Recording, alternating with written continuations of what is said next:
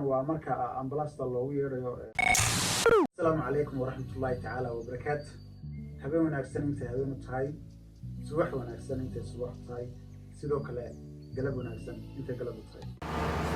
haye waxaan jeclahay adoo caafimaad qaba inaad horteeda mar labaad soo fadhiisatay. nacam soo dhow kanaalka Mami Sport. saad hore uga barateen inta badan waxaanu kusoo bandhignaa waxyaabaha ku saabsan jimicsiga. Muuqaalkeenu caawa muuqaaladii hore uu ka duwan yahay. maantii waa muuqaal aad u xiiso badan, taabanayana maskaxda qofka bini'aadanka, miyirkiisa, dadnimadiisa iyo danihiisa gaarka. aan kusoo wada dhowaano muuqaalka, balse intaynaan u gudbin muuqaalka waxaan jeclaan lahaa bal inaan wax kuu yara ifiyo. tusaale ahaan oo kale, markaad meel mugdiya socotid oo baadiye ah, waxaa la qaataa inta badan waxyaabo ku ifinaya mugdiga sida tooshka oo kale, adugu iftiin waxyaabo wax ku ifinaya. bal intaynaan muuqaalka u gudagelin ayaan doonayaa bal inaan wax saa idinku ifiyo ama saa wax u ifiyo saad u buuxdin. maantii qofkii dee wax fahmi karaya wax uu fahmayaa, qofkii aan wax fahmi karayn wuxuu u baahan yahay inuu wax fahmo. fahamkuna waa qayb ka mid a jawaabta barkeeda. haddii su-aal la weydiiyo su-aasha fahamtid, maxay yidhahdaan dadku? su-aal haddii la weydiiyo oo su-aasha aad fahantay waa jawaabta barkeeda. fahamkuna waxa weeyaan waa jawaabta barkeeda. aan u gudagalna mawduuceenu saasuu kuu taabanayaan, wuu taabanayaa, si kale waxba kuguma sheegi karo. igaraal noqo stuudio xoogaa waxaan ku wadaa waxbaan yaro kala bedelayaa. waa u jeedin kamarada xaggaas iga taallaa, mikrofon yar oo daciifna waa iska wataa. marka codkayga hadduu si fiican oo safeexa uudan ii soo gaadhin ugu qaata, dee weli waxaan ku jiraa waxbaan istaba wadwadaa ma garan.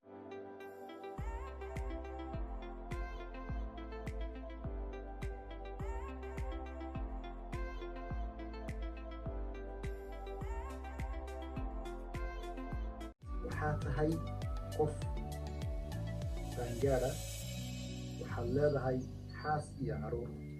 okay, xaas iyo caruur baad leedahay, laba ciyaala, xaas qurux badan iyo adiga.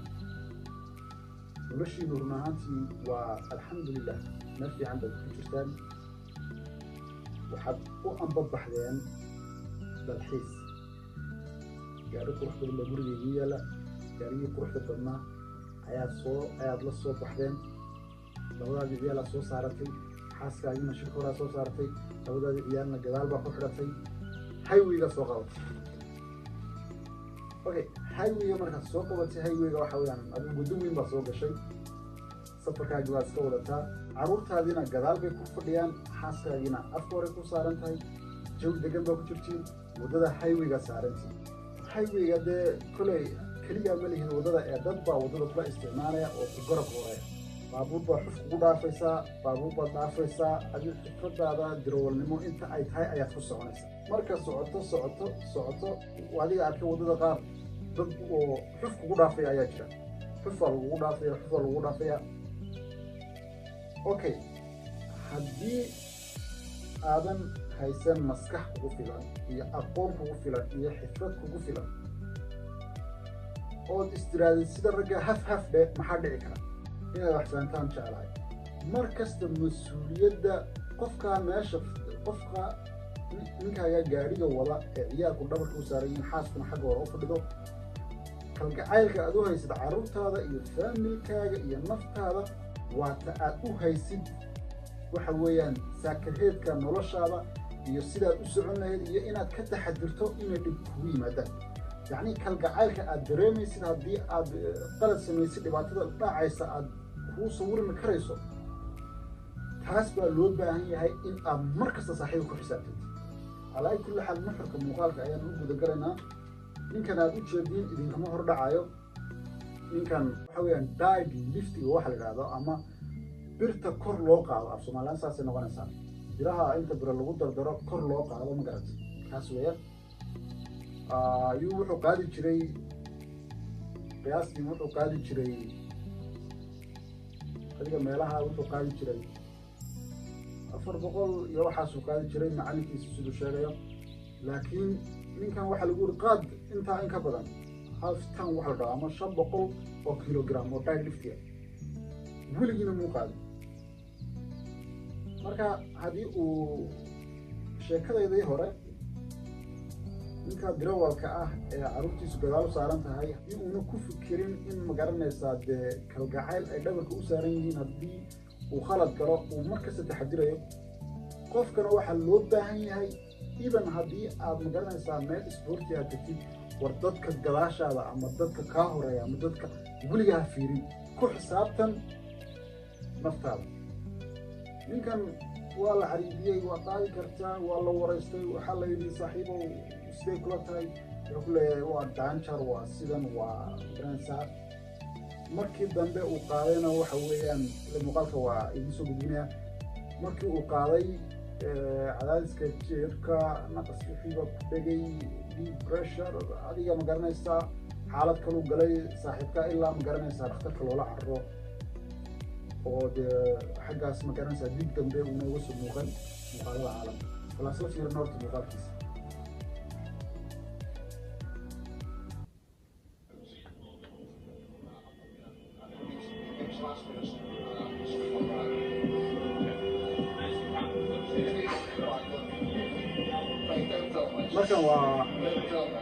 markan waa marka ambulasta loogu yeerayo ambulasta ayaa magaranaysaa ambulasta qaadaysa waa adiga magaranaysaa muuqaalka hortiisa weyn ambulasta sii qaadaysa wuxuu leeyahay iyaan layga duwan wax Keep all the energy this last lift.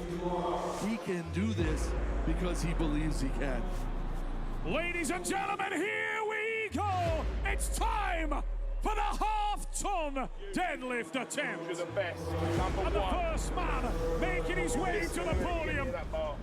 is the man who has held the world record. Eddie the Beast Hall!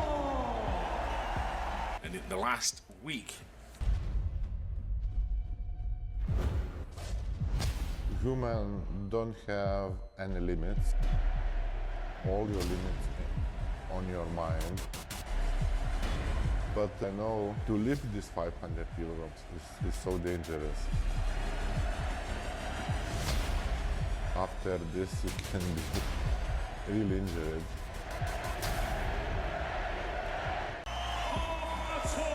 Eddie Hall can do this. He knows he can. Raise it up, Leeds Arena. Here we go. Eddie, Eddie, Eddie, Eddie.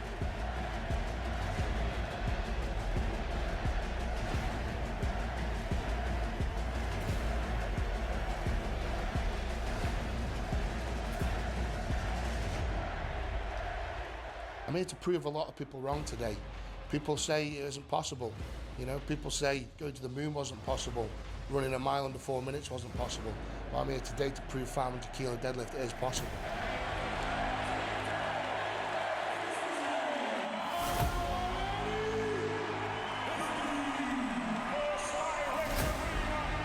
Delivers on the request of Eddie Hall.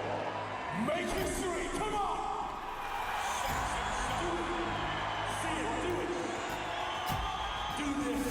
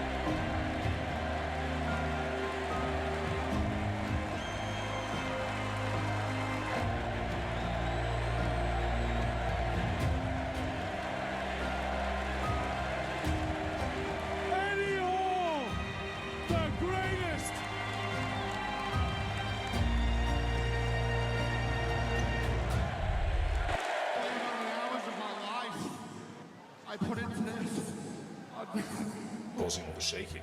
And then he had a huge surge of endorphins to deal with the pain, and that's why he was bleeding from his nose, his mouth, his ears, probably his bottom, and he was loving it. He was absolutely wild. I've seen the tapes from out the back, and Eddie is not exaggerating. His heart rate was still over 200 as they were trying to pry the deadlift suit off of him and away from his legs about 20 minutes later. weligaa yaa laha gadaala fiirin markaad saaran tahay highway waayo hortaada waxa jooga maarkii si aad hortaada u aragtid waa inaad hortaada fiirisaa markasta fiiri awooddaada iyo waxa aad awood ku leedahay iyo waxa aad samayn kartid weligaa ha isku dayin in aad waxaanad ahayn aad samaysid waayo dib mooye dheefkaagama iman نعم رمضان كريم أصحاب جدا قالقة مقال كان انتاسي نكسوكم دونا إن شاء الله هدو أرغادو فضلا هاي لاونينا كانال كوكسو بيرتيد مقال كان الله يكريسيد نكوكم دونا مقال كان لمدو واحد جيجتك يا سيدا إيو